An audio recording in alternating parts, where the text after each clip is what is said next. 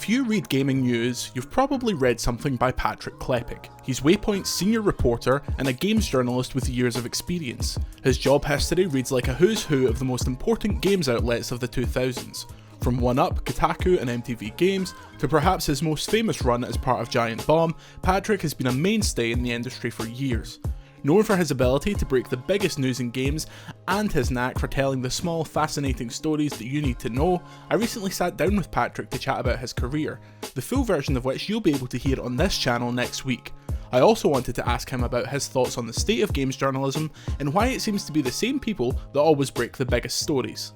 So when it comes to seeking out stories, is that something that is being given to you? Like, are leaks being given to you? Are you chasing down leads, or is it a tip box kind of system? How does that work in your current role?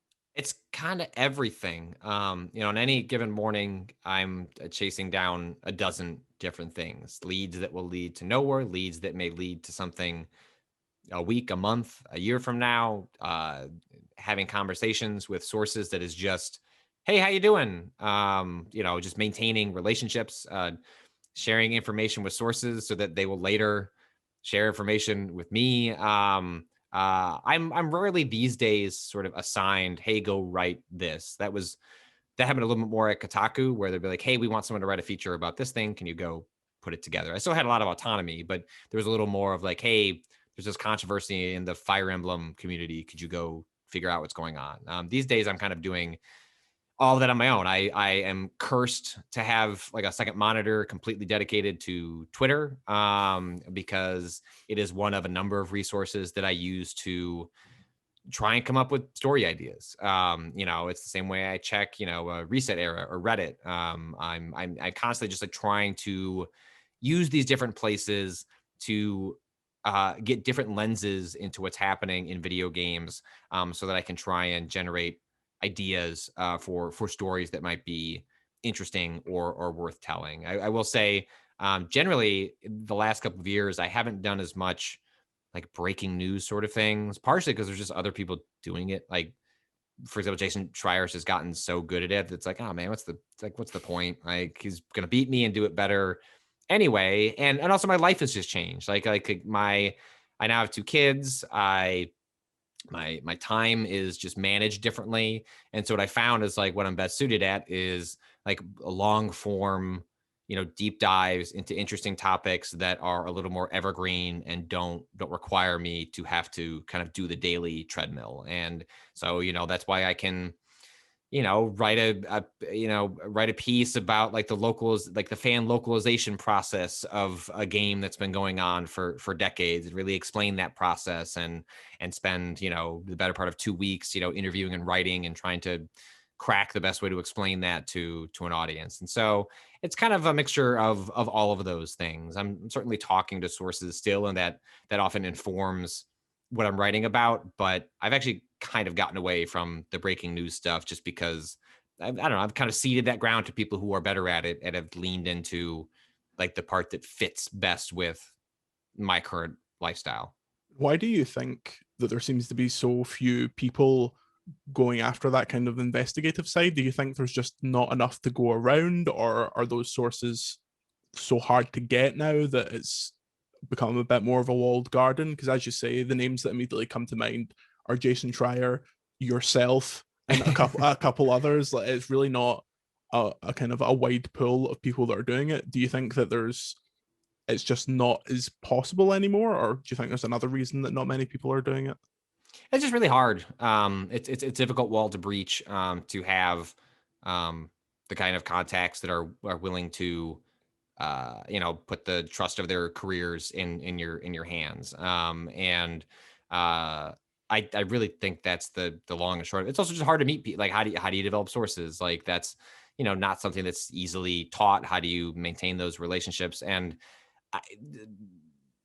it's just hard. Like, it's much easier to like, email like a developer and like talk through like a cool thing they're doing in a game. And that's still like really valuable work. It's a lot of what I do now, but in terms of like actually being sort of a breaking news reporter, I think we'll see more of it again, like relative to where I was at when I got started professionally at 1UP, where me taking journalism seriously was more of a unicorn. There were a handful of people who were trying to do that, and even I didn't necessarily feel comfortable with that label for some time. I think there's a lot of people doing that now, right? Like you go to any number of public, I think the rise of, like Launcher at Washington Post or like there are lots of people who are taking games reporting seriously. And that I think that'll just continue to expand going forward. I think there is a great thirst for it. And the more that there is more people doing it, then there are going to be more stories out there. And I think that creates opportunities for everybody. Obviously, games media is a very access-based model, which is kind of at odds with the idea of journalism at times. How do you feel the companies have reacted to things like this? Obviously, Bethesda has been known for their blacklisting, and Ubisoft reacting interestingly to the various times that they've leaked entire games. How from your perspective, what kind of backlash do you get, and what do you think of a more recent? Well, I suppose it's not a recent trend, but certainly in the last while, companies DMCAing websites, reporting on leaks, not leaking the information themselves, just reporting on the fact that it has leaked. What is your kind of take on that? Yeah, it's I've I guess been I want to say fortunate, but I said maybe I was not pushing hard enough to get blacklisted by anybody. It's like I feel like that's a badge of honor as opposed to something to be proud of. But I guess I just haven't crossed a lot of the sourcing that I had just never crossed companies that decided to seek vengeance against me, reporting out things like the PS4 Pro before it was announced. Like Sony still stayed in touch with me after, I'm sure they were irritated, but I didn't get an angry call, and I could still get a code for a game if I wanted. I tend to not. I think the things like the DMCA takedowns, that have happened with, especially Activision, is very aggressive with those. Those are very disconcerting. That seems like I wish that journalists had more tools to fight those things. But there's no equivalent of FOIA for video game journalists who want to force video game companies to give them information, even if it's redacted. And so that's kind of the world with them. But even the DMCA stuff, traditionally, by the time a journalist points out what's happening, the publishers often back off. They're really just trying to bully people and hoping that you'll get scared by the scary language of the DMCA and maybe not report on those leaks. But the moment you kind of shine a spotlight on that, there's usually a frantic PR person saying we're trying to change it. We're trying to change it. Some lawyer fired that off. And so I think it's worrisome, but I alongside every other journalist that I've spoken with, I've worked with, and that's, across my career has always, well, maybe not as early, back when it was in the 1UP days, there was a lot of crossover between EGM and other places. And there was an instance at 1UP where I forget the exact mechanisms, the story that I was working on, but it was something related to Assassin's Creed. And I had a story get killed because there were concerns that advertising would be canceled in the magazines, and the magazines made all their money from the ads. I mean, subscribers were important, but the ads is where they got most of their money. And I've never encountered that since, really. And if anything, like I said, it's a badge of honor to make someone upset. And so I've always operated under the assumption that I don't mind cooperating with game companies as long as it's a means to whatever end I'm after, right? I like talking to Yoko Taro. He's weird and interesting and makes incredibly cool games. I can't do that unless I tell Square, hey, here are the questions. I give them to your translator and give them back. But they still let me do an interview where I say, do you believe in God? And I don't know what changes between from there to then, but I still got a cool answer.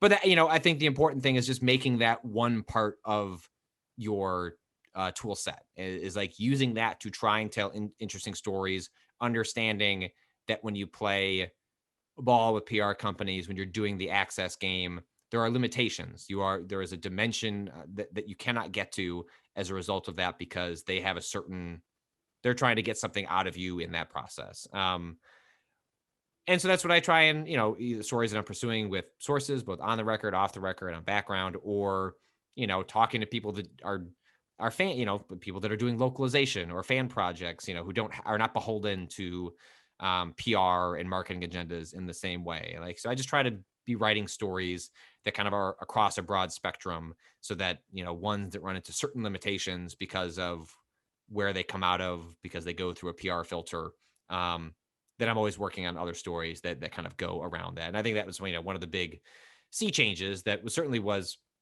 pioneered in large part by Kotaku. Even before I got there, was the idea of, hey, let's make sure we're talking about games and what's happening after they're released. And there were people doing that before Kotaku started doing it, but it was definitely the case that they made it like a philosophy that they were going to cover these games after release. There were in fact, more interesting stories after you said if it's a 7 out of 10. And I've carried that philosophy going forward of really just trying to dig in on communities and people, and realizing that, it's still cool to talk to a Hidetaka Miyazaki about Bloodborne at E3 or whatever. But also, like, okay, why are these Bloodborne fans mad at each other because there's a cheating scandal over like a wiki? It's like, that's really cool too. And so that's kind of how those stories end up going hand in hand. Patrick Klepek, man of the hour. That's it. Dropped. There's a microphone in that phone. So when the Xbox One DRM reversal happened, it was caught on video that day of when you broke that for Giant Bomb, and you were all in the office and the site came crashing down. Is that the feeling when big stories that you're really chasing breaks? What is that like? That's probably, I've had a fair number of like stories where you publish them and it feels like the eye of the internet's eye of Sauron has like pointed at you, and it's like, we're all talking about the thing that you have published. And that was probably the biggest of those. And of course, it's made notable by the fact that when I published it, Jeff realized as he saw the traffic coming into the site, he's like, oh shit, I need to go talk to the engineers. We probably should have told them to spin up, whatever, like extra bandwidth to bring that in. Not that traffic ultimately mattered, but it was still, cool to, I think for the longest time that was like, I don't know what the page views were, but like it was the most popular article that had ever been published on the website. And then the thing that eclipsed it was the article announcing that Ryan Davis had passed away, which was very cool. I was like, all right, Ryan, you can have that. Thank you, I think you mentioned that on the podcast, that he managed to eclipse you on his way out. Yeah, no, that's good. That's good. That's good. Yeah. Right? Yeah, Ryan Davis, the announcement of his passing, and then the fact that he passed away on the same day, a year later, that my dad passed away. It was like, Ryan was just he was always a joker, and he carried that into the cosmos after he unfortunately left us. And yeah, that was interesting, because the mechanics of how that story broke was like I'd heard about it when I sat down at my desk and it was told by a source. Rarely you don't want to do sort of like one source stories, but the person I had gotten this from, it was ironclad. It was like, all right, I'd be willing to bet my reputation on this source. Like, I'm willing to go down with the ship on this one. I am not going to get burned on this. It was that sort of, I was that confident in the person who passed on the information, but they also knew that their information had not been that widespread. And so they were, of course, worried about, it getting back to them. And so what actually ended up happening was I pre-wrote a story that explained what was going on, and then just sat on it in like my drafts folder. And I'm just like texting back and forth with this source. I'd emailed, Microsoft, to try and get a comment. I had texted a couple other people to be like, hey, can you just text other people that to be like, had you heard any of this? And got like enough like whispers back that I was like, all right, like I already knew I was good, but now I'm really good. But my source didn't want me to hit publish until they had some plausible deniability.